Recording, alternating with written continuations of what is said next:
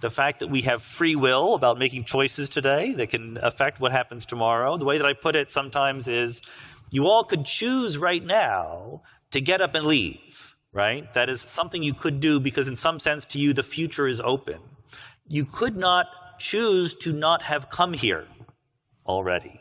Where does that asymmetry come from? There's a long song and dance, but ultimately the answer is because entropy was lower in the past. How that works psychologically is more of a neuroscience problem, actually, than a physics problem. We carry around in our brain little memories of what just happened, as well as little projections of what will happen. And we're constantly updating these on the basis of new information. And that gives us this sense of an impulse or a flow, even though to a physicist, all of those moments of time are equally real. Right. Well, so you mentioned free will, which is getting us closer to areas of interest and potential disagreement. Although I don't think we thought about that. Yes, a little bit. But I actually don't think we disagree about the core claim, which is the free will that most people think they have. This right. Notion that you could have done otherwise. Neither of us believe in that.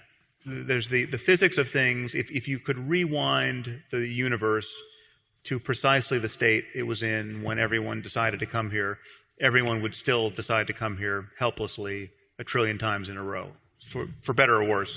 They might be rethinking it now. I would put a little footnote, because whenever you say could not have been different, you have to say given what.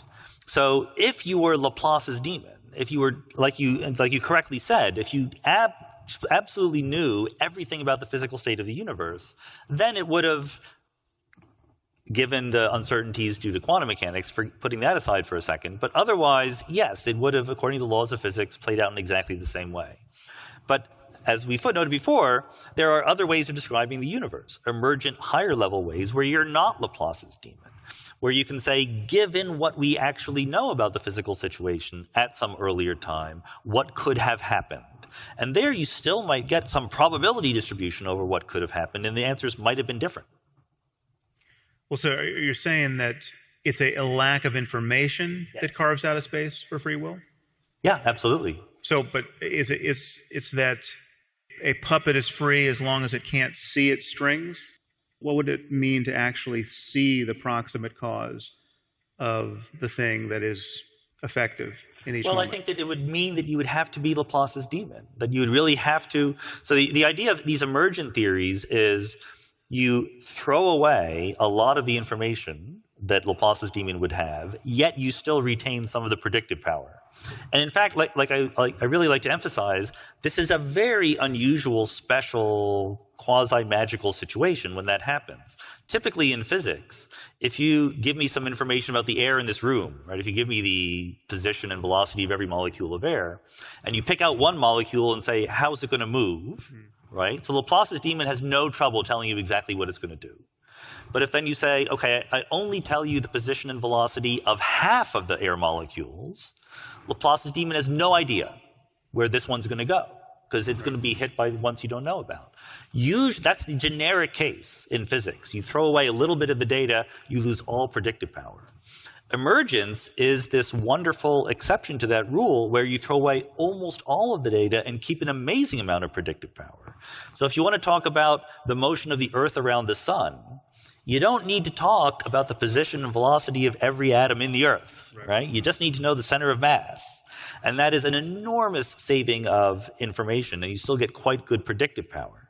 So when it comes to things like human beings, the best emergent theory that we have necessarily has probabilities built into it. We don't have a deterministic way of talking about human beings given the information we have about them. That's why I would argue it's useful to talk about free will. Well, the thing is, but adding probability to it, or chance, or randomness, doesn't give people the freedom they think they have either. So if I told you that you might have done differently had someone roll the dice in your head and it would have produced a different synaptic outcome, that's not what people feel they have as the authors of their actions. So the libertarian sense is there's no upstream proximate cause of my decision but for me making the decision. The fact that it gets made by a deterministic universe or a deterministic universe plus probabilities that I didn't have a hand in either, that isn't the feeling that gets carried forward in consciousness in each moment. Yeah, so I don't want to get too bogged down in this because this is the sort of the definitional morass that becomes less interesting. So I think people think different things about what they have in terms of free will. Neither one of us believes in libertarian free will in any possible sense. If you were Laplace's demon, you would be determined 100%. The way that I like to put it is, if you didn't believe that, if you believe that even if we knew everything about your atoms and molecules, there's still something extra that makes me able to affect my motions over and above that, then here's a simple experiment. Jump out of the window of a tall building and use your free will to change the motion of your center of mass. No one thinks they can do that, right? They think they can use their libertarian free will to change their hands, but not their center of mass. But the truth is, you don't even have to engage any kind of suicidal experiment like that. You can just, I invite you all to just try not to hear the sound of my voice right now. Use your free will not to hear me say these words. Use your free will not to understand them. Like you speak English, you're helplessly decoding the meaning of these sounds. There's not a person in this room who can stop doing this right now, right? So that if your freedom doesn't extend to even that. Sure, that's right. Happily, no one has taken me up on the dare that I've suggested to them. But there are other aspects to free will, and this is why I don't even like using the term free will. As a compatibilist, I'm sort of regretful that free will is the label that has been given to the thing we argue about, because neither you nor I nor Daniel Dennett or any of our friends at this level think that there is some magical spark that lets us overcome the law of physics, right? The question the question to me is, can we describe, what is the best possible way we have of describing how human beings behave? That's the question. As far as I can tell, the best emergent effective theory we have of human beings is one that inevitably involves them being agents that make choices. Certainly, I think, and we can argue about this too, if we want to discuss things in a vocabulary of morals and oughts and responsibilities, we need to imagine that human beings make choices. And also empirically, I think that when I go to the restaurant, I do make choices. So if someday we come up with a better description, a description of human beings that, given the same data we have about them, lets us describe what they will do with better accuracy, then I will totally give up on any connection or commitment I have to the idea of free will. I just don't see that theory yet. Practically speaking, it's not that the best way to order food in a restaurant will be to scan your brain to figure out what you're going to order. It would be, the easier thing is just to order. But the order still comes from somewhere, which we know that if we were paying attention to what's happening at the level of the brain, it is happening there and is determining the choice you make even while you still think you're making up your mind, the conscious witness of your experience. And we know that's the case. And that is undermining of what people feel they have. And the reason why I think this is important and not just a merely academic conversation is that I think this does begin to have ethical implications when you think about the possibility of just understanding the human mind more and more deeply. So we have this category of human misbehavior that we call evil now. So there's evil people in the world that they do terrible things that we have to figure out some way to prevent.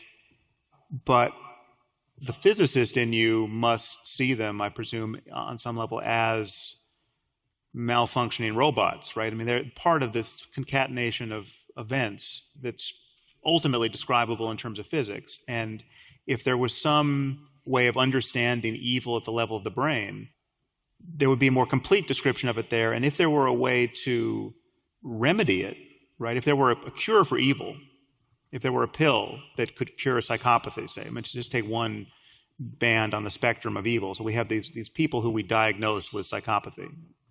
And that we sort of dimly understand anomalies in the brain that correlate with that condition, conditions of low empathy and all the rest, and a disposition to use instrumental violence. If we understood that perfectly and could intrude in the brain in a way that was harmless and just change them, and so every time you gave a psychopath this pill, he promptly apologized for everything he had done and said, it's such a relief. I was such a bad person, and now I'm just horrified, and thank you for this cure. And then he lived every day of his life as morally healthy as any normal person. We would cease to have this category of evil. We would just cure people. We certainly wouldn't have a retributive justice system that punished people because they were the true deserving authors of their actions who deserved to suffer for all that they had done. These, on some level, we would recognize them to be casualties of bad biology, which we now have a remedy for.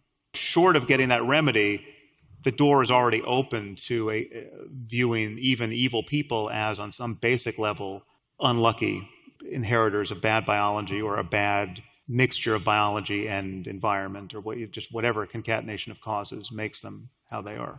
Yeah, so, there's a lot going on there. I think that I completely agree that thinking clearly and scientifically about where people's motivations and the causality behind their actions come from will have enormous repercussions for how we think about responsibility, how we do criminal justice, how we do morals and ethics more generally, right?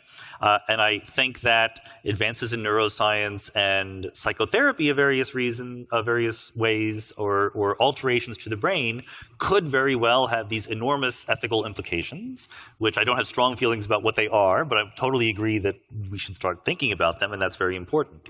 I don't really think that it gets at the point that I want to make about how we think about the effective theory of human beings as emergent phenomena. I think that if you imagine, I think that what you're doing by imagining looking into the brain and seeing what someone is going to do and saying that changes our understanding of their responsibility for their own actions, to me that's fine, but you're not changing our best theory of human beings. You just have a theory of a lower level. Plato would have said that there is something called the Platonic form of a chair, and this chair participates in that form. And today we know that's not true. The chair is made of atoms, okay? It's a particular shape of atoms. But we don't say, therefore there is not a chair, right? Therefore the chair went away. There's a description of the chair as a chair, the level that we describe it as chairs, and there's another level below where we describe it as a collection of atoms. I see no incompatibility with saying that there is a way of describing human beings, which is the best way we have given the data and information we have about human beings in our everyday lives, which describes them as agents capable of making choices. And also that if we knew more about the microprocesses in their brain, we would use a different vocabulary for describing what they do.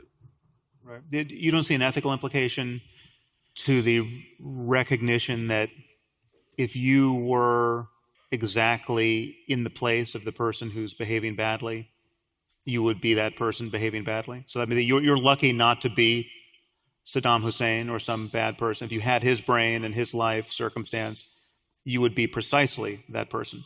That there are no degrees of freedom apart from whatever randomness you want to throw into the system to avoid being that person. Yeah, I think that those sentences literally do not make sense. The sentence is, if I were Saddam Hussein. Well, I understand that something gets lost there because there's no you carried over from. Exactly. Yeah, exactly. I think that kind of matters in this case. Yes. Well, do you feel you can take credit for being who you are? Part of it. What part? I decided to get a PhD. You did? I did. You did. But can you explain? You did too.